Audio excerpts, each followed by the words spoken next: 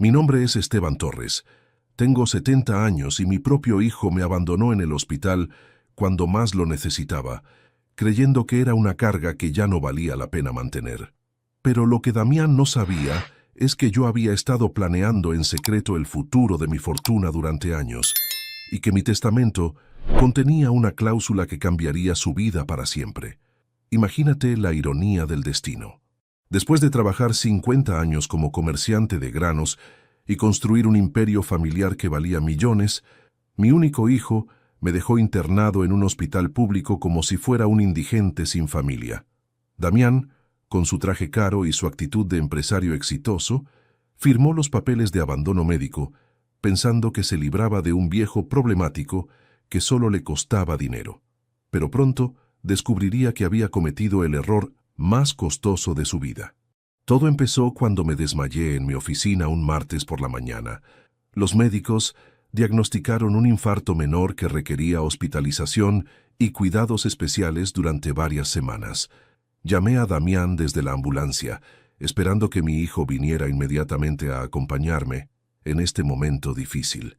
Después de todo, éramos familia, y yo había sacrificado todo por darle la mejor vida posible. Pero cuando Damián llegó al hospital, no vino a consolarme ni a preguntar por mi estado de salud. Vino a averiguar cuánto le iba a costar mi internación y cuánto tiempo iba a durar esta situación inconveniente. «Papá», me dijo con esa frialdad que había desarrollado en los últimos años, «los médicos dicen que vas a necesitar cuidados prolongados. Eso cuesta mucho dinero y yo tengo mis propias responsabilidades financieras». ¿Responsabilidades financieras? Mi propio hijo, al que había educado en las mejores escuelas privadas, al que había dado una empresa próspera, al que había mimado durante 45 años, me hablaba como si yo fuera un gasto innecesario en su presupuesto mensual. «Damián», le dije desde mi cama de hospital, «soy tu padre. ¿No podés quedarte conmigo durante la recuperación?» Su respuesta me partió el corazón. «Papá, vos ya viviste tu vida. Yo tengo una familia joven que mantener, hijos que educar, una empresa que dirigir. No puedo gastar mi tiempo y mi dinero cuidando a un viejo que ya no produce nada. Te voy a transferir a un hospital público donde te van a atender bien, pero no puedo costear una clínica privada indefinidamente. Un viejo que ya no produce nada». Esas palabras resonaron en mi cabeza como un martillo. Mi hijo había reducido mi valor como persona a mi capacidad de generar dinero. No importaba que yo hubiera construido todo lo que él tenía. No importaba que hubiera sacrificado mi juventud trabajando para asegurar su futuro. Para Damián, yo era simplemente una carga económica que prefería evitar. Pero lo que Damián no sabía, lo que nadie en mi familia sabía, era que yo había estado preparando una sorpresa testamentaria durante los últimos 5 años. Una sorpresa que castigaría la ingratitud y premiaría la lealtad de manera que nadie podría haber imaginado. Mientras mi hijo calculaba cuánto dinero se ahorraría abandonándome, yo sonreía en silencio, sabiendo lo que le esperaba. Para que entiendas bien esta historia, tengo que contarte cómo construí mi fortuna y cómo llegué a tomar la decisión más importante de mi vida. Empecé como un simple empleado en un molino harinero cuando tenía 20 años, ganando apenas lo suficiente para sobrevivir. Pero siempre tuve visión para los negocios y una determinación inquebrantable para salir de la pobreza. Durante mis primeros años en el molino, observé cómo funcionaba el negocio de los granos desde adentro. Aprendí sobre precios, temporadas de cosecha, calidad de productos, logística de transporte. Mientras otros empleados se contentaban con cobrar su sueldo y ir a casa, yo estudiaba cada aspecto de la industria como si fuera a rendir un examen universitario. Mi gran oportunidad llegó cuando el dueño del molino decidió jubilarse y vender el negocio. Yo había ahorrado cada peso durante 10 años, viviendo con lo mínimo indispensable, reinvirtiendo cada ganancia en más conocimiento y más capital. Con mis ahorros y un préstamo bancario que me costó muchas noches sin dormir, compré el molino y me convertí en mi propio jefe a los 30 años. Los primeros años como propietario fueron durísimos. Trabajaba 18 horas al día, manejaba las finanzas, supervisaba la producción, visitaba clientes, negociaba con proveedores. Mi esposa Carmen me apoyó durante esos años difíciles, manejando la administración del negocio, mientras yo me concentraba en las operaciones y el crecimiento. Poco a poco, el negocio empezó a crecer. Compramos molinos más grandes, expandimos nuestro territorio de ventas, desarrollamos nuevos productos. Cuando nació Damián, yo ya tenía una empresa sólida que generaba ganancias constantes. Decidí que mi hijo iba a tener todas las oportunidades que yo no había tenido, pero también que iba a aprender el valor del trabajo duro. Durante la infancia de Damián, traté de enseñarle sobre el negocio familiar. Los fines de semana lo llevaba al molino para que viera cómo trabajaban los empleados, cómo se manejaban las máquinas, cómo se negociaba con los clientes. Quería que entendiera que nuestro dinero venía del esfuerzo y la dedicación, no de la suerte o de herencias fáciles. Pero Carmen tenía ideas diferentes sobre la educación de nuestro hijo. Ella quería que Damián fuera profesional universitario, que se alejara del mundo industrial que consideraba demasiado duro para nuestro niño. «Papá», me decía, «nosotros trabajamos tanto para que él no tenga que espadearse las manos como nosotros. Déjalo que estudie y que sea médico o abogado». Accedí a los deseos de Carmen porque la amaba y porque también quería lo mejor para nuestro hijo. Mandamos a Damián a las mejores escuelas privadas. Le pagamos tutores particulares. Le dimos todas las comodidades que el dinero podía comprar. Pero en el proceso, sin darme cuenta, estaba criando a un hijo que nunca había tenido que luchar por nada. Damián estudió administración de empresas en una universidad cara de la capital. Durante sus años universitarios, yo le mandaba dinero mensualmente para que no tuviera que trabajar mientras estudiaba. También le compré un departamento lindo cerca de la universidad y un auto nuevo para que se transportara cómodamente. Quería que se concentrara en sus estudios sin preocupaciones económicas. Cuando Damián se graduó, Carmen y yo estábamos orgullosos de tener un hijo universitario. Era algo que ninguno de nosotros había logrado y sentíamos que habíamos cumplido nuestro sueño de darle mejores oportunidades. Damián regresó a la ciudad con su título bajo el brazo y muchas ideas modernas sobre cómo modernizar nuestro negocio familiar. Le di un puesto ejecutivo en la empresa inmediatamente después de su graduación. Quería que aprendiera el negocio desde adentro, pero con la ventaja de su educación universitaria. Al principio Damián mostró entusiasmo y aportó ideas innovadoras sobre marketing, sistemas administrativos y expansión de mercados. Parecía que la combinación de mi experiencia práctica y su conocimiento teórico iba a llevar la empresa a nuevos niveles de éxito. Pero gradualmente empecé a notar cambios en la actitud de mi hijo. Su educación universitaria le había dado confianza en sí mismo, pero también una arrogancia que me preocupaba. Empezó a cuestionar mis métodos tradicionales, a sugerir que mis formas de hacer negocios eran anticuadas, a insinuar que la empresa necesitaba liderazgo más moderno y menos sentimental. Carmen murió cuando Damián tenía 30 años, ya casado y con 2 hijos pequeños. La muerte de mi esposa fue devastadora para mí, pero también cambió la dinámica familiar de manera inesperada. Sin Carmen como mediadora entre nosotros, la relación entre Damián y yo se volvió más tensa y más directa. Ya no había quien suavizara nuestras diferencias de opinión sobre el manejo de la empresa. Después del funeral de Carmen, Damián me propuso algo que me sorprendió y me dolió profundamente. «Papá», me dijo, «creo que es hora de que consideres jubilarte. Vos ya trabajaste toda la vida, mereces descansar. Yo puedo manejar la empresa perfectamente, y vos podés disfrutar de tus años dorados sin las preocupaciones del negocio. Jubilarme. Mi hijo quería que me retirara de la empresa que yo había construido con mis propias manos durante 40 años. La empresa que era mi vida, mi pasión, mi legado. La empresa donde cada máquina, cada cliente, cada empleado tenía una historia personal que yo conocía mejor que nadie. Damián pensaba que podía reemplazarme como si yo fuera un empleado viejo que ya no servía. Pero lo que más me dolió fue darme cuenta de que Damián veía la empresa como su herencia automática, no como algo que tenía que ganarse con trabajo y dedicación. Para él, mi muerte o mi jubilación eran simplemente trámites necesarios para que él pudiera tomar control total de lo que consideraba que ya le pertenecía. Durante los siguientes años trabajamos juntos en la empresa, pero la tensión era constante. Damián implementaba cambios sin consultarme, Tomaba decisiones importantes sin mi autorización. Hablaba con empleados y clientes como si él fuera el único dueño. Cuando yo cuestionaba sus métodos, él me respondía con frases como: «Papá, los tiempos cambiaron. Tenés que confiar en mi educación y mi criterio moderno». La gota que rebalsó el vaso llegó el año pasado, cuando descubrí que Damián había estado hablando con contadores y abogados sobre formas de minimizar los impuestos de herencia. No estaba planeando mi muerte, pero sí estaba preparándose para ella como si fuera un evento de negocios que requería optimización fiscal. Mi propia mortalidad se había convertido en una oportunidad de planificación financiera para mi hijo.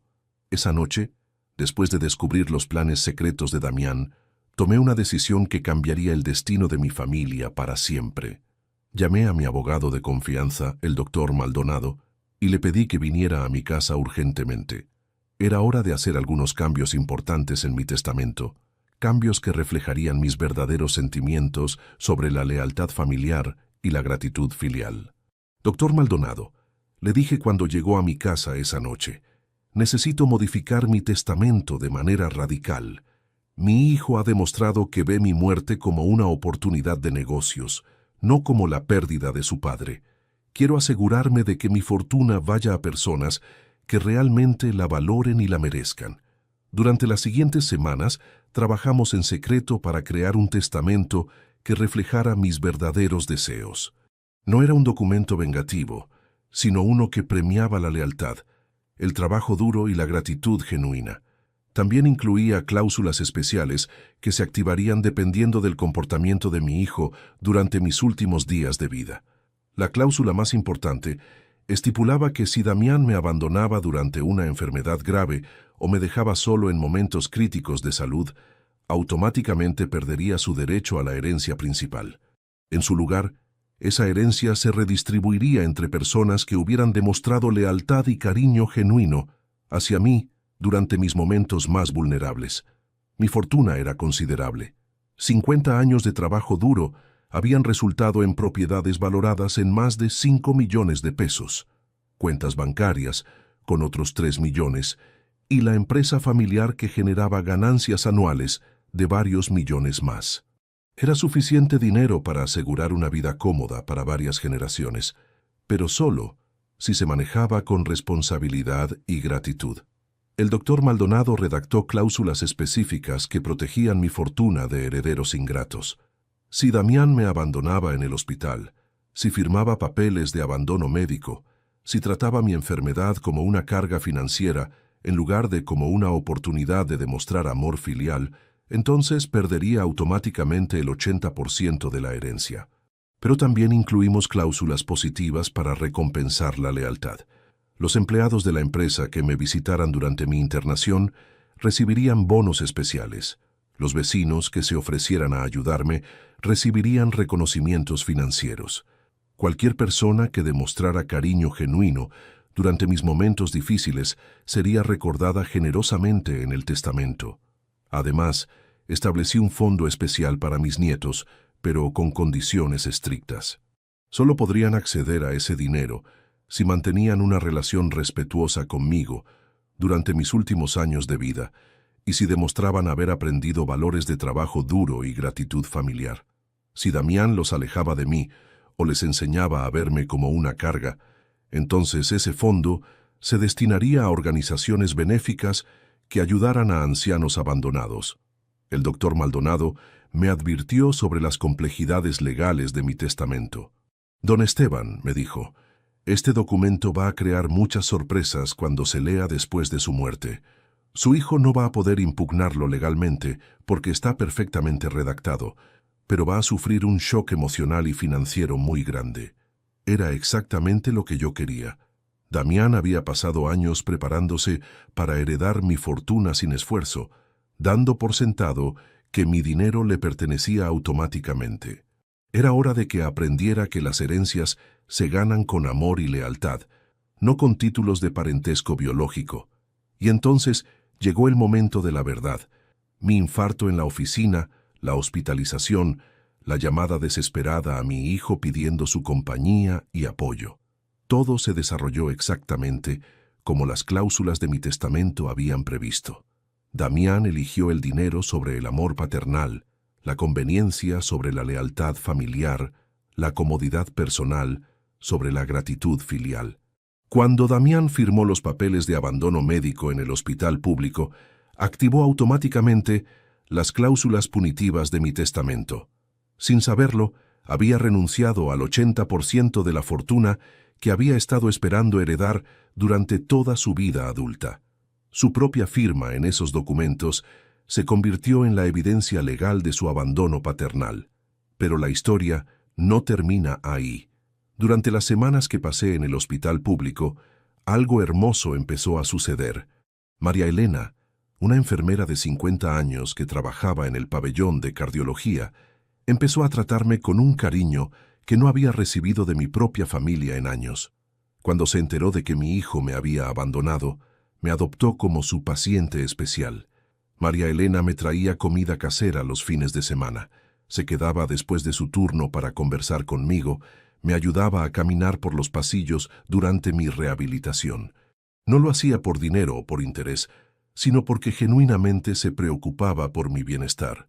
Su bondad me recordó que todavía existían personas capaces de amar sin condiciones. También conocí a don Roberto, un paciente de 75 años que estaba en la cama del lado.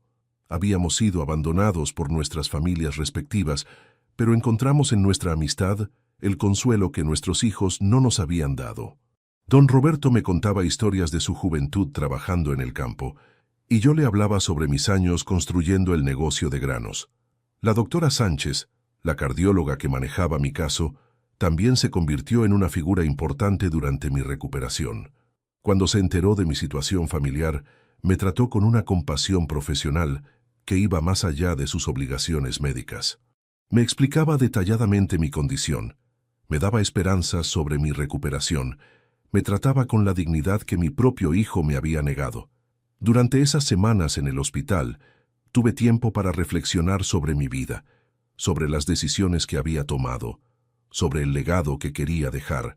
Me di cuenta de que había dedicado tanto tiempo a construir una fortuna para mi familia que había olvidado construir relaciones familiares sólidas, basadas en amor y respeto mutuo. Pero también me di cuenta de que mi testamento reflejaba exactamente los valores que quería promover: lealtad, gratitud, trabajo duro, compasión hacia los necesitados. Las personas que me habían acompañado durante mi momento más vulnerable merecían ser reconocidas y recompensadas por su bondad desinteresada. Llamé al doctor Maldonado desde el hospital para hacer algunas adiciones finales a mi testamento. Quería incluir específicamente a María Elena, a don Roberto y a la doctora Sánchez entre los beneficiarios de mi herencia. Estas personas habían demostrado más amor y lealtad hacia mí en pocas semanas que mi propio hijo en años. Después de 2 meses de internación, recibí el alta médica con una recuperación casi completa. Los médicos me dijeron que había tenido mucha suerte y que con cuidados apropiados podía vivir muchos años más. Pero lo más importante era que había salido del hospital con una perspectiva completamente nueva sobre las relaciones humanas y sobre el valor del amor desinteresado. Damián no vino a buscarme cuando me dieron el alta. Tuve que llamar a un taxi para volver a mi casa, cargando mis pocas pertenencias en una bolsa de plástico del hospital. La ironía era perfecta. El hombre que había construido un imperio millonario regresaba a su casa como un indigente, abandonado por el hijo que había mimado durante décadas. Pero en lugar de sentir amargura, sentía una extraña paz. Sabía que mi testamento haría justicia cuando llegara el momento apropiado. Sabía que las personas que me habían acompañado durante mi momento más difícil serían recompensadas generosamente. Y sabía que Damián aprendería una lección sobre gratitud y lealtad que nunca olvidaría. Durante los meses siguientes continué manejando mi empresa desde casa, pero con una perspectiva diferente. Empecé a pasar más tiempo con mis empleados, conociendo sus historias personales, entendiendo sus necesidades familiares. Muchos de ellos me visitaron durante mi internación, demostrando una lealtad que mi propio hijo no había mostrado. También mantuve contacto regular con María Elena, don Roberto y la doctora Sánchez. Los invitaba a almorzar los domingos en mi casa, les compraba regalos en ocasiones especiales, los trataba como la familia que había elegido en lugar de la familia biológica que me había decepcionado. Estas relaciones me daban más satisfacción que todas las ganancias empresariales combinadas.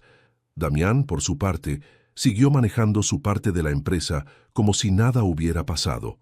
Ocasionalmente me llamaba para discutir asuntos de negocios, pero nunca mencionaba mi internación ni preguntaba por mi salud. Para él, mi enfermedad había sido un inconveniente temporal que había resuelto eficientemente mediante el abandono médico. Lo que Damián no sabía era que yo había empezado a preparar el golpe final. No solo había modificado mi testamento para castigar su ingratitud, sino que también había empezado a documentar meticulosamente todo su comportamiento durante mi enfermedad.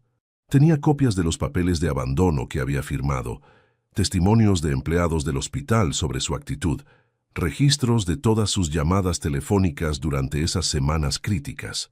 También había empezado a hacer arreglos para la lectura pública de mi testamento. Quería que fuera un evento que Damián recordara por el resto de su vida, no una simple formalidad legal en la oficina de un abogado. Había decidido que la lectura se haría en la sala principal de la empresa familiar, frente a todos los empleados y beneficiarios. Un año después de mi infarto, mi salud se había estabilizado completamente, pero decidí que era hora de ejecutar mi plan final. Llamé al doctor Maldonado y le dije que quería simular mi muerte para poder presenciar la lectura de mi testamento y ver las reacciones de todos los involucrados. Era un plan arriesgado, pero necesario para completar la lección que había diseñado para mi hijo. El doctor Maldonado inicialmente se resistió a la idea, pero cuando le expliqué mis razones y mis métodos, entendió la importancia de lo que quería lograr. Redactamos un plan legal que me permitiría fingir mi muerte temporalmente, presenciar la lectura del testamento y luego revelar que estaba vivo para implementar personalmente las cláusulas que había diseñado. La mañana elegida para la simulación, me despedí temporalmente de mis amigos del hospital y de mis empleados más cercanos, sabiendo que pronto los volvería a ver bajo circunstancias muy diferentes. Era hora de mostrarle al mundo lo que pasaba cuando la ingratitud se enfrentaba con la justicia testamentaria. El doctor Maldonado anunció oficialmente mi muerte un lunes por la mañana, contactando a Damián y a otros familiares con la noticia. La reacción de mi hijo fue exactamente lo que había esperado. Alivio mal disimulado, mezclado con excitación por la herencia que finalmente iba a recibir. No hubo lágrimas de dolor, no hubo lamentaciones por la pérdida de su padre, solo cálculos financieros sobre su nueva riqueza. La lectura del testamento se programó para el viernes siguiente en la sala principal de la empresa familiar. Damián había invitado a contadores y abogados para que lo asesoraran sobre la mejor forma de manejar su nueva fortuna. También había hecho planes para reorganizar completamente la empresa según sus visiones modernas, sin las interferencias sentimentales de su padre anticuado. Pero yo estaba escondido en una oficina adyacente, observando todo a través de cámaras de seguridad que había instalado secretamente para este momento. Quería ver cada expresión de la cara de Damián cuando se leyeran las cláusulas que había diseñado especialmente para él. Quería presenciar el momento exacto en que su avaricia se encontrara con las consecuencias de su ingratitud. El doctor Maldonado empezó la lectura formal del testamento frente a una audiencia que incluía a Damián, sus abogados, los empleados principales de la empresa, María Elena, don Roberto, la doctora Sánchez y varios vecinos que me habían demostrado cariño durante mi vida. Era exactamente la audiencia que había planeado para mi lección final sobre gratitud y lealtad. Las primeras cláusulas del testamento parecían normales, distribuyendo propiedades menores entre familiares distantes y amigos cercanos. Damián escuchaba con impaciencia, esperando llegar a la parte que le daría control total de la empresa y acceso a los millones que había estado esperando heredar durante años. Pero cuando el doctor Maldonado llegó a la cláusula principal sobre la herencia empresarial, el ambiente en la sala cambió completamente. En caso de que mi hijo Damián Torres haya demostrado ingratitud extrema durante mis últimos días de vida, particularmente mediante abandono médico durante enfermedades graves, esta cláusula automáticamente redistribuirá el 80% de mi fortuna entre personas que hayan demostrado lealtad y cariño genuino. Damián se puso pálido como un fantasma. Empezó a entender que algo estaba terriblemente mal con la herencia que había dado por segura. «Doctor Maldonado», interrumpió con voz temblorosa, «¿qué significa exactamente esa cláusula? ¿Cómo se determina la ingratitud extrema?» El abogado continuó leyendo impasiblemente. La ingratitud extrema se define específicamente como el abandono médico documentado, la firma de papeles de renuncia a responsabilidades filiales y la ausencia durante periodos críticos de hospitalización. Según los registros hospitalarios adjuntos a este testamento, el señor Damián Torres firmó papeles de abandono médico el día 15 de marzo del año pasado. El silencio en la sala era ensordecedor. Todos los presentes entendían que estaban presenciando un momento de justicia poética extraordinario. Damián había sido atrapado por su propia firma, por sus propias decisiones, por su propia falta de amor paternal. Su avaricia se había convertido en su castigo, pero la lectura no había terminado. El doctor Maldonado continuó explicando cómo se redistribuía la fortuna que Damián había perdido por su ingratitud. María Elena Vázquez, enfermera del Hospital San Juan, recibe 1 millón de pesos y una casa completamente pagada en reconocimiento por su cuidado excepcional durante la enfermedad del testador. Roberto Silva, paciente compañero durante la hospitalización, recibe 500,000 pesos y atención médica vitalicia en reconocimiento por su amistad desinteresada. Doctora Carmen Sánchez recibe 500,000 pesos y el financiamiento completo para una clínica de cardiología que lleve su nombre. Los empleados de la empresa que visitaron al testador durante su hospitalización recibirán bonificaciones especiales que van desde 50,000 hasta 200,000 pesos cada uno, dependiendo de la frecuencia y sinceridad de sus visitas. Los vecinos que ofrecieron ayuda durante la convalecencia recibirán reconocimientos financieros apropiados a su generosidad. Damián escuchaba esta redistribución de su herencia con una expresión de horror creciente. Millones de pesos, que había considerado automáticamente suyos, estaban siendo entregados a personas que ni siquiera conocía bien, personas que habían demostrado más amor hacia su padre en pocas semanas que él en décadas. «Doctor», rogó Damián con desesperación, «tiene que haber alguna forma de impugnar este testamento. Mi padre no estaba en sus facultades mentales cuando lo escribió. Esto es una injusticia total. Yo soy su único hijo, su heredero legítimo». Pero el doctor Maldonado había anticipado esta reacción. El testamento fue redactado con múltiples evaluaciones psicológicas que confirman la completa capacidad mental del testador. Además, incluye evidencia exhaustiva de las acciones que justifican la redistribución de la herencia. Todas las decisiones están perfectamente documentadas y son legalmente inimpugnables. Y entonces llegó el momento que yo había estado esperando durante meses. Era hora de hacer mi aparición final, de completar la lección que había diseñado para mi hijo ingrato. Me dirigí desde mi escondite hacia la sala principal, preparándome para el shock final que cambiaría la vida de Damián para siempre. Cuando abrí las puertas de la sala y aparecí frente a todos los presentes, vivo y saludable, la reacción fue de shock absoluto. Damián se cayó de su silla, literalmente. María Elena empezó a llorar de alegría. Don Roberto gritó mi nombre con felicidad. La doctora Sánchez sonrió con una mezcla de alivio y diversión por la creatividad de mi plan. «Sorpresa, Damián», le dije a mi hijo con una sonrisa que no podía ocultar mi satisfacción. «No estoy muerto, pero tu herencia sí lo está. Durante el último año, he estado observando cómo manejabas la idea de mi muerte y he confirmado que tu única preocupación era el dinero que ibas a heredar, no el padre que ibas a perder». Damián balbuceaba incoherentemente, tratando de procesar la información de que su padre estaba vivo y de que había perdido su herencia por su propia culpa. «Papá», finalmente logró decir, «esto es una broma cruel. No podés hacer esto. Soy tu hijo. Ser mi hijo biológico no te da derecho automático a mi fortuna», le respondí con firmeza. «La herencia se gana con amor, lealtad y gratitud. Vos elegiste el abandono, la conveniencia y la ingratitud. Ahora vivís con las consecuencias de tus decisiones. Le expliqué que el testamento original seguía siendo válido y que todas las transferencias de dinero se ejecutarían según lo planeado.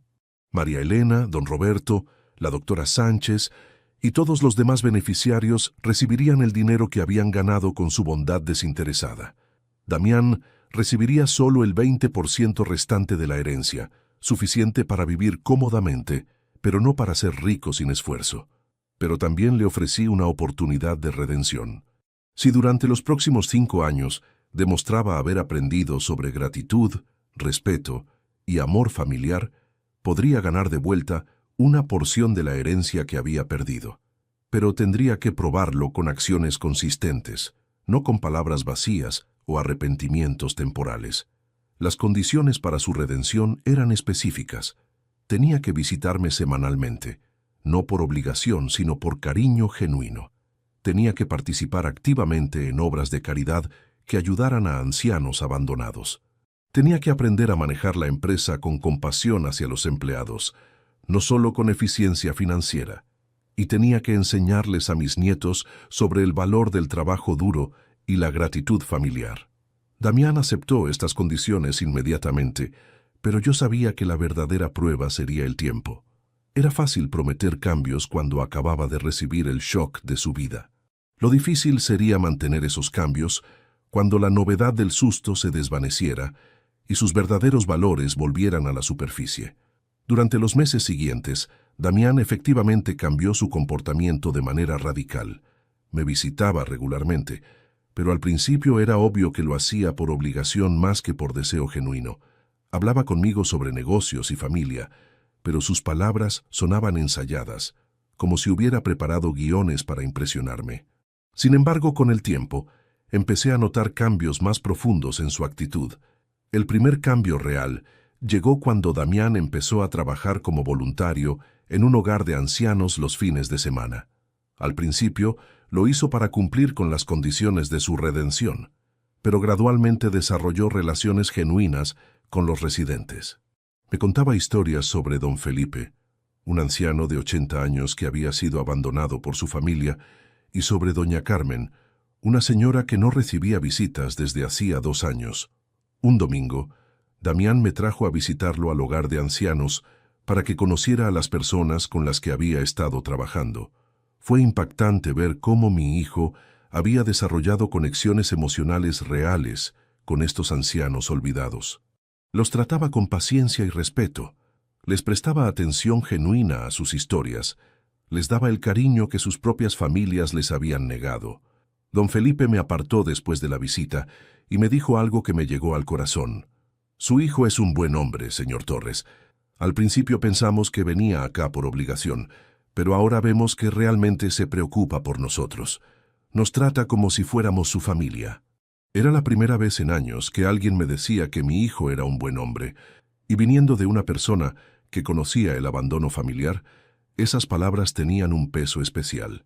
El segundo cambio importante fue en la forma en que Damián manejaba la empresa. Empezó a implementar programas de bienestar para los empleados, aumentó los salarios de los trabajadores más antiguos y creó un fondo de emergencia para ayudar a familias de empleados que enfrentaran crisis económicas. Sus decisiones ya no estaban motivadas solo por la eficiencia financiera, sino también por la compasión humana. También empezó a incluir a los empleados en las decisiones importantes de la empresa, valorando su experiencia práctica además de los análisis teóricos. Implementó un programa donde los trabajadores más antiguos enseñaban a los nuevos empleados, reconociendo que el conocimiento desarrollado durante décadas de trabajo tenía un valor que no se podía aprender en universidades. La transformación más significativa se vio en la relación de Damián con sus propios hijos, mis nietos. Antes del shock del testamento, había estado repitiendo conmigo los mismos patrones de negligencia emocional que yo había experimentado. Sus hijos lo veían como un padre distante, que solo aparecía para dar órdenes o imponer disciplina. Pero después de entender lo que había perdido por no valorar la relación con su padre, Damián empezó a invertir tiempo real en conocer a sus hijos como personas. Los llevaba a la empresa los fines de semana para enseñarles sobre el trabajo, pero también para pasar tiempo de calidad juntos. Les contaba historias sobre cómo yo había construido el negocio, transmitiéndoles el respeto por el trabajo duro que había faltado en su propia educación. Sus hijos empezaron a cambiar también. Antes me veían solo en ocasiones especiales y me trataban con la cortesía distante que se reserva para parientes mayores. Pero cuando Damián empezó a incluirlos en nuestras visitas semanales, desarrollamos relaciones más profundas. Empecé a enseñarles sobre el negocio de granos, sobre la importancia de tratar bien a los empleados, sobre el valor de la gratitud y la lealtad. Mi nieta mayor, Sofía, de 15 años, empezó a mostrar interés real en la empresa familiar. Los sábados venía conmigo a la oficina y me hacía preguntas inteligentes sobre precios de commodities, logística de transporte y relaciones con clientes. Tenía la misma curiosidad natural por los negocios que yo había tenido a su edad, pero con la ventaja de una educación formal que complementaba su interés práctico. Mi nieto menor, Joaquín, de 12 años, desarrolló una fascinación por la maquinaria del molino. Le encantaba observar cómo funcionaban las máquinas, cómo se procesaban los granos, cómo se controlaba la calidad del producto final. Me recordaba a mí mismo cuando era joven y aprendía cada aspecto del negocio con hambre de conocimiento. Pero lo más importante era que Damián había empezado a enseñarles a sus hijos sobre la importancia de valorar a las personas mayores. Les contaba sobre su error al abandonarme en el hospital, sobre las consecuencias que había enfrentado, sobre las lecciones que había aprendido sobre gratitud y lealtad familiar. Sus hijos entendían que el respeto hacia los abuelos no era solo una obligación social, sino una inversión en su propia humanidad. El tercer año después de la revelación del testamento, algo hermoso sucedió durante una cena familiar. Estábamos celebrando el cumpleaños de Sofía cuando ella me pidió que le contara la historia completa de cómo había construido la empresa. Durante 2 horas, relaté mis experiencias desde empleado hasta propietario, incluyendo todos los sacrificios, errores y lecciones aprendidas. Al final de mi relato, Sofía me dijo algo que me llenó de orgullo. Abuelo, quiero trabajar en la empresa cuando termine mis estudios, pero no porque me pertenezca automáticamente. Quiero ganarme mi lugar demostrando que entiendo los valores que vos construiste. Quiero aprender desde abajo, como hiciste vos. Era exactamente lo que había esperado escuchar durante décadas. Finalmente tenía un descendiente que entendía que los legados familiares se construyen con trabajo y valores, no con derechos automáticos de nacimiento. Sofía había aprendido la lección que su padre había tardado 45 años en comprender. Joaquín también expresó interés en la empresa, pero desde una perspectiva diferente. Quería estudiar ingeniería industrial para modernizar los procesos de producción, manteniendo los valores tradicionales de calidad y trato justo a los empleados. Su visión combinaba innovación tecnológica con respeto por las tradiciones familiares. María Elena se había convertido en una figura materna para toda nuestra familia. Con el dinero de su herencia, había comprado una casa pequeña pero cómoda cerca de la mía. Los domingos cocinaba para todos nosotros, creando las reuniones familiares cálidas que habían faltado durante años. Su presencia sanaba heridas emocionales que ni yo mismo sabía que tenía. Don Roberto había usado su herencia para abrir un pequeño taller de carpintería donde enseñaba a jóvenes de bajos recursos a trabajar con madera. Su propósito era transmitir habilidades prácticas a muchachos que, como él en su juventud, necesitaban oportunidades para salir de la pobreza. Había encontrado en la enseñanza una forma de dar sentido a sus años dorados. La doctora Sánchez había establecido la clínica cardiológica que llevaba su nombre, ofreciendo atención médica gratuita a pacientes sin recursos. Su trabajo salvaba vidas todos los días, y el financiamiento que yo había proporcionado se multiplicaba en beneficios para la comunidad. Era la inversión más satisfactoria que había hecho en toda mi vida empresarial. Los empleados que habían recibido bonificaciones por visitarme durante mi hospitalización habían usado ese dinero de maneras que reflejaban sus valores personales. Algunos habían pagado educación universitaria para sus hijos, otros habían comprado casas para sus familias, varios habían invertido en pequeños negocios familiares. Todos recordaban que su prosperidad había venido de demostrar lealtad y cariño genuino. Durante el 4.º año de la redención de Damián, decidí implementar la fase final de mi plan. Era hora de evaluar oficialmente si mi hijo había aprendido las lecciones sobre gratitud y lealtad que había diseñado para él. Llamé al doctor Maldonado para redactar un Nuevo Testamento que reflejara los cambios que había observado en mi familia. El Nuevo Testamento restauraba a Damián como heredero principal de la empresa, pero con condiciones permanentes que protegían los valores que habíamos reconstruido juntos. La empresa tenía que mantener programas de bienestar para empleados, fondos de ayuda para familias necesitadas y políticas de respeto hacia trabajadores mayores. Cualquier desviación de estos principios resultaría en la transferencia automática de la propiedad a una fundación benéfica. También establecí fideicomisos especiales para mis nietos, pero con condiciones que aseguraran que aprendieran el valor del trabajo antes de acceder a la riqueza familiar. Sofía y Joaquín tendrían que trabajar en la empresa durante al menos 5 años en posiciones no ejecutivas, demostrando competencia y dedicación antes de asumir roles de liderazgo. Las herencias de María Elena, don Roberto y la doctora Sánchez se mantuvieron intactas y se incrementaron con bonificaciones adicionales por el impacto positivo que habían tenido en nuestras vidas. Ellos habían demostrado que el amor desinteresado merecía reconocimiento permanente y generoso, pero lo más importante del Nuevo Testamento era que establecía una tradición familiar de evaluación ética. Cada generación tenía que demostrar que había aprendido los valores de gratitud, lealtad y compasión antes de heredar completamente. La riqueza familiar se convertiría en una responsabilidad social, no en un privilegio automático. El 5.º año después de mi falsa muerte, organicé una reunión familiar especial para anunciar los cambios en mi testamento. Invité a todos los beneficiarios originales, a mis empleados principales y a mis nietos para que fueran testigos de la conclusión de mi experimento sobre gratitud y redención. Damián había cumplido todas las condiciones de su redención. Visitaba regularmente a los ancianos del hogar. Manejaba la empresa con compasión y eficiencia. Había reconstruido relaciones familiares basadas en amor genuino en lugar de obligaciones financieras. Su transformación había sido gradual pero completa y se reflejaba en todos los aspectos de su vida.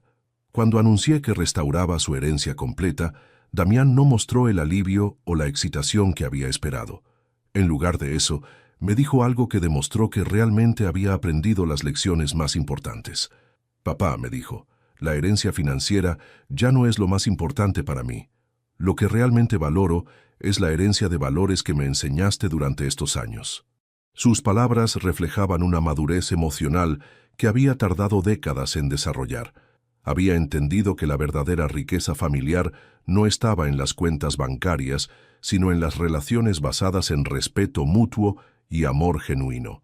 Su prioridad ya no era heredar dinero, sino transmitir valores a la siguiente generación. Durante los años siguientes, nuestra familia se convirtió en un ejemplo de cómo las crisis pueden transformarse en oportunidades de crecimiento. La historia de mi falsa muerte y la redistribución testamentaria se conoció en la comunidad empresarial, inspirando a otras familias a reflexionar sobre sus propias dinámicas y valores. Varios empresarios mayores me contactaron pidiendo consejos sobre cómo enseñar gratitud y responsabilidad a hijos que habían crecido con privilegios excesivos. Compartí mi experiencia explicando que a veces los métodos dramáticos son necesarios para romper patrones de comportamiento destructivos que se han establecido durante años. Mi método no era apropiado para todas las familias, pero el principio básico era universal. Las herencias deben ganarse con valores y comportamientos positivos, no otorgarse automáticamente por relaciones biológicas. El dinero sin valores produce herederos irresponsables, pero los valores sin recursos pueden limitar el impacto positivo que una familia puede tener en su comunidad. La empresa continuó prosperando bajo el liderazgo conjunto de Damián y mío. Él aportaba innovación y eficiencia moderna, mientras yo proporcionaba experiencia y sabiduría tradicional. Nuestras diferencias generacionales se habían convertido en fortalezas complementarias en lugar de fuentes de conflicto. Sofía empezó a trabajar en la empresa durante las vacaciones escolares, aprendiendo desde las posiciones más básicas como había prometido. Su dedicación y humildad impresionaron a empleados que recordaban la arrogancia de su padre antes de su transformación. Estaba construyendo el respeto que necesitaría para liderar efectivamente en el futuro. Joaquín desarrolló proyectos de ingeniería para modernizar el equipamiento del molino, sin perder la calidad artesanal que había distinguido nuestros productos durante décadas. Su enfoque combinaba eficiencia tecnológica con respeto por las tradiciones que habían hecho exitosa la empresa. María Elena se había convertido en la abuela que mis nietos nunca habían tenido completamente. Los aconsejaba sobre decisiones importantes, los consolaba durante momentos difíciles, les enseñaba sobre valores y comportamientos que complementaban su educación formal. Su influencia era tan importante como cualquier herencia financiera que pudieran recibir. Don Roberto había entrenado a más de 50 jóvenes en su taller de carpintería, muchos de los cuales habían establecido sus propios negocios exitosos. Su legado se multiplicaba a través de las vidas que había transformado, demostrando que la verdadera riqueza se mide por el impacto positivo en otras personas. La doctora Sánchez había salvado cientos de vidas en su clínica gratuita, estableciendo un modelo de atención médica comunitaria que se había replicado en otras ciudades. Su trabajo demostraba que los recursos financieros combinados con vocación de servicio podían crear cambios sociales duraderos. A los 75 años, reflexiono sobre mi experimento testamentario con satisfacción profunda. Había logrado algo que el dinero solo nunca podría haber comprado: una familia unida por valores genuinos en lugar de intereses financieros. Había transformado la ingratitud en gratitud, el abandono en lealtad, la arrogancia en humildad. Mi falsa muerte había sido una muerte simbólica del hombre amargado que estaba convirtiéndome debido a la decepción familiar. Mi resurrección había sido el nacimiento de un patriarca que había aprendido a usar su riqueza como herramienta de educación y transformación en lugar de simple acumulación material. La lección más importante que aprendimos todos fue que las relaciones familiares requieren inversión emocional constante, no solo provisión financiera. El amor paternal no se demuestra únicamente proporcionando recursos materiales, sino también enseñando valores, estableciendo límites apropiados y modelando comportamientos que queremos ver en nuestros descendientes. Damián había aprendido que ser heredero de una fortuna familiar conlleva responsabilidades sociales, además de privilegios personales. La riqueza familiar debe usarse para crear oportunidades para otros, no solo para mantener un estilo de vida lujoso. El poder económico debe ejercerse con sabiduría y compasión. Mis nietos crecieron entendiendo que su apellido les daba oportunidades especiales que debían ganarse con esfuerzo propio y usar para beneficiar a su comunidad. No eran víctimas ni beneficiarios automáticos de su origen familiar, sino herederos de una tradición de trabajo duro y responsabilidad social.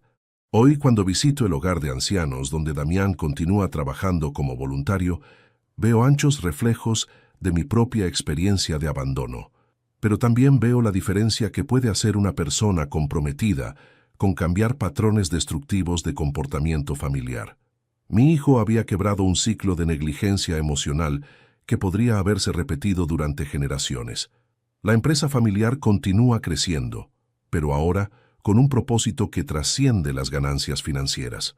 Empleamos a más de 200 familias, proporcionamos becas educativas para hijos de trabajadores, mantenemos programas de salud preventiva para empleados mayores y contribuimos sistemáticamente a organizaciones que ayudan a ancianos abandonados. Mi testamento actual establece que esta tradición de responsabilidad social debe mantenerse perpetuamente.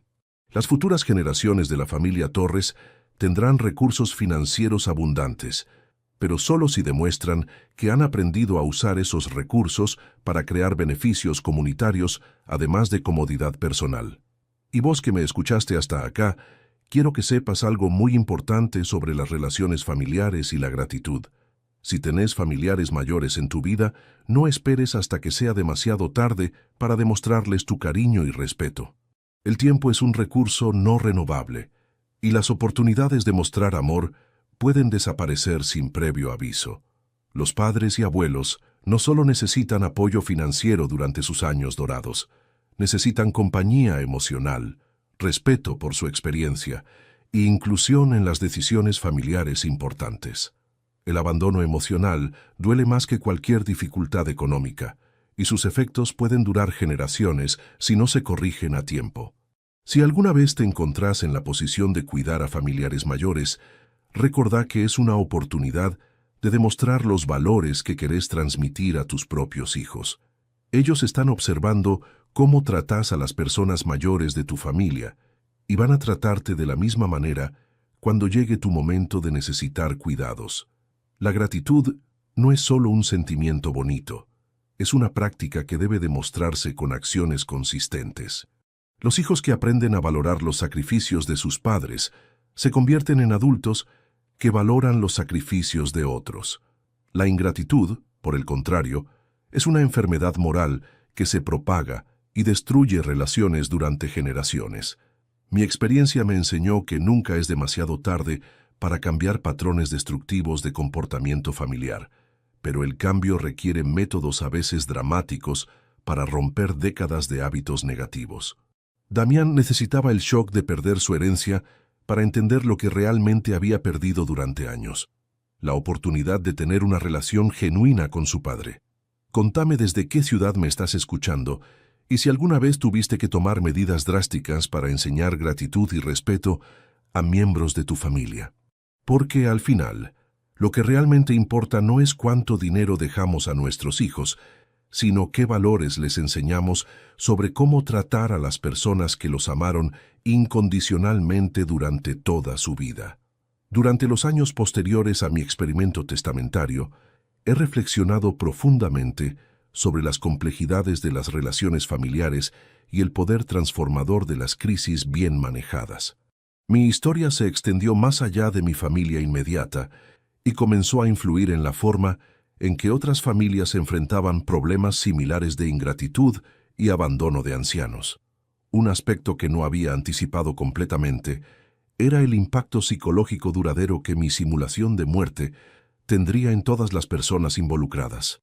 Damián desarrolló una ansiedad persistente sobre mi salud real, llamándome diariamente para verificar que estuviera bien. El shock de haber perdido a su padre y luego recuperarlo había creado una apreciación intensa, pero también una preocupación constante por mi bienestar. Para ayudar a Damián a procesar esta experiencia, sugerí que consultara con un psicólogo especializado en dinámicas familiares. La doctora Elena Morales, que se convirtió en su terapeuta, me explicó que mi método había sido efectivo, pero también traumático. El cerebro de Damián había procesado una pérdida real seguida de una resurrección imposible, creando una mezcla de alivio, gratitud y confusión que requería atención profesional. Las sesiones de terapia ayudaron a Damián a entender no solo los cambios que necesitaba hacer en su comportamiento, sino también las razones profundas por las cuales había desarrollado patrones de negligencia emocional hacia mí. Su educación privilegiada había creado una desconexión entre esfuerzo y recompensa que se extendía a todas sus relaciones, no solo a la nuestra. La doctora Morales también trabajó conmigo para entender las motivaciones detrás de mi plan elaborado. Me ayudó a reconocer que aunque mis métodos habían sido efectivos, también reflejaban una profunda herida emocional que había estado cargando durante años. Mi sensación de abandono no había comenzado en el hospital, sino que se había acumulado gradualmente durante décadas de sentirme no valorado por mi propio hijo. Esta comprensión más profunda me llevó a iniciar un proceso de sanación personal que había estado postergando. Comencé a asistir a un grupo de apoyo para padres que habían experimentado negligencia emocional por parte de hijos adultos. Descubrí que mi experiencia no era única y que muchos padres mayores enfrentaban situaciones similares de ingratitud y abandono. En el grupo conocí a don Carlos, un ingeniero jubilado de 73 años, cuyo hijo había intentado internarlo en un asilo para quedarse con su casa.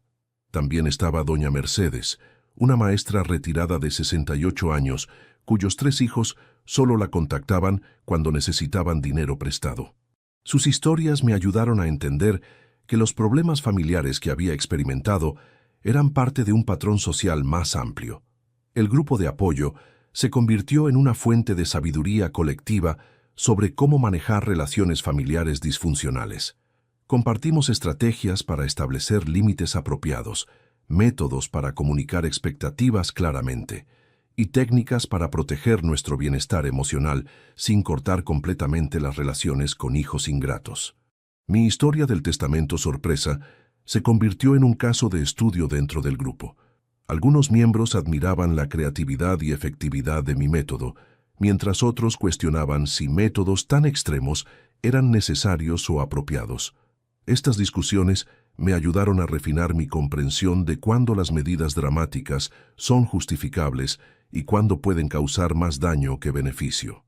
Inspirado por estas conversaciones, decidí escribir un libro sobre mi experiencia titulado El testamento de la gratitud, una lección familiar sobre amor y lealtad.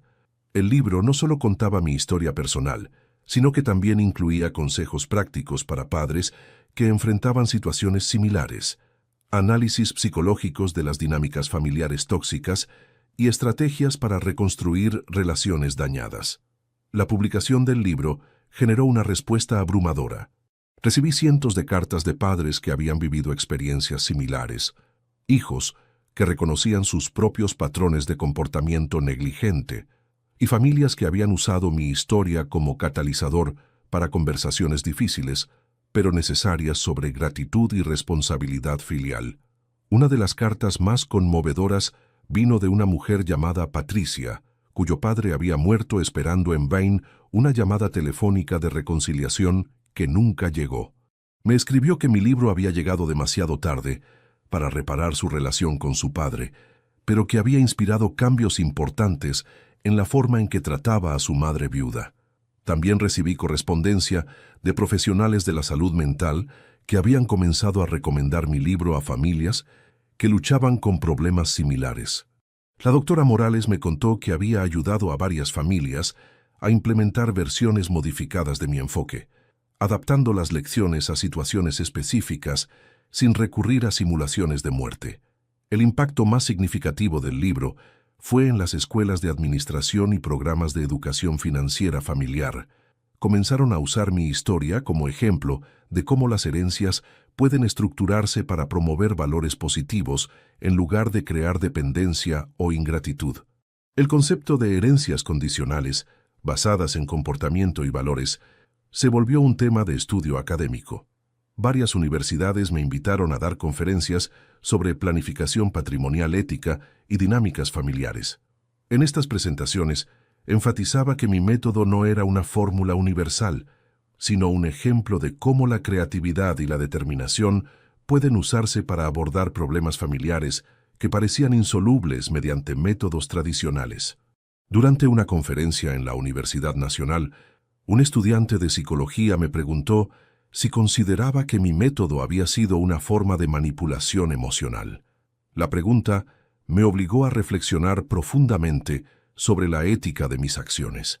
Reconocí que había usado el shock y la sorpresa como herramientas de cambio, pero argumenté que había sido necesario porque métodos más suaves habían fallado durante décadas. Esta reflexión me llevó a desarrollar un marco ético para padres que consideraran métodos dramáticos para enseñar lecciones importantes a hijos adultos. Los principios incluían que el método debe ser proporcional al daño causado por el comportamiento problemático, que debe incluir oportunidades claras de redención, que debe tener objetivos educativos específicos en lugar de venganza pura, y que debe considerar el bienestar psicológico de todas las partes involucradas. Mi relación con mis nietos continuó profundizándose de maneras que no había anticipado. Sofía, ahora de 18 años, había decidido estudiar trabajo social con especialización en gerontología. Su experiencia viendo la transformación de su padre había despertado una pasión por ayudar a familias que luchaban con problemas de negligencia hacia ancianos. Durante sus estudios universitarios, Sofía organizó un programa de intercambio intergeneracional donde estudiantes jóvenes pasaban tiempo regularmente con residentes de hogares de ancianos. El programa se basaba en las lecciones que había aprendido sobre el valor de las relaciones entre generaciones y la importancia de valorar la sabiduría de las personas mayores. Joaquín, ahora de 15 años, había desarrollado un interés profundo en la tecnología aplicada al cuidado de ancianos. Estaba trabajando en proyectos de robótica e inteligencia artificial, diseñados para ayudar a personas mayores a mantener su independencia mientras recibían el apoyo que necesitaban. Su enfoque combinaba innovación tecnológica con sensibilidad humana. La empresa familiar había evolucionado para convertirse en un modelo de responsabilidad social corporativa. Implementamos un programa donde empleados recibían tiempo libre pagado para cuidar a familiares mayores, reconociendo que el cuidado familiar era tan importante como las responsabilidades laborales. También establecimos un fondo de emergencia para empleados que enfrentaran crisis relacionadas con el cuidado de padres ancianos. Damián había asumido completamente el liderazgo operativo de la empresa, pero mantenía consultas regulares conmigo sobre decisiones importantes. Nuestra relación de trabajo se había convertido en una verdadera sociedad, donde mi experiencia complementaba su educación formal y su energía juvenil balanceaba mi cautela desarrollada por décadas de experiencia. El programa de voluntariado de Damián en el hogar de ancianos se había expandido para incluir a otros empleados de la empresa. Los sábados se habían convertido en días de servicio comunitario, donde diferentes departamentos de la empresa rotaban visitando y ayudando a residentes de diversos hogares de ancianos en la ciudad. María Elena había usado su herencia para crear una fundación que proporcionaba becas a estudiantes de enfermería que se comprometían a especializarse en cuidado geriátrico. Su visión era crear una nueva generación de profesionales de la salud que vieran el cuidado de ancianos como una vocación noble en lugar de una carga laboral.